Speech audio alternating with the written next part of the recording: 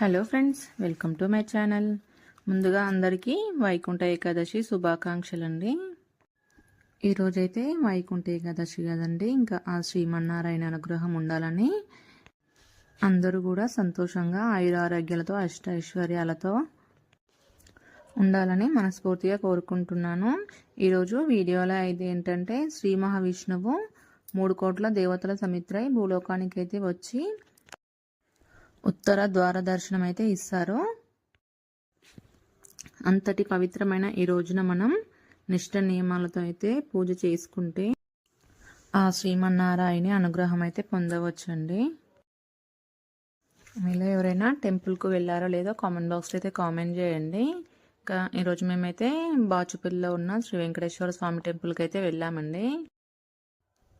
చూస్తున్నారు కదా, టెంపుల్ అయితే చాలా రష్ ఉందండి. ఇంకా మేమైతే ఫస్ట్ అయితే దర్శనం అయితే చేసుకున్నాము.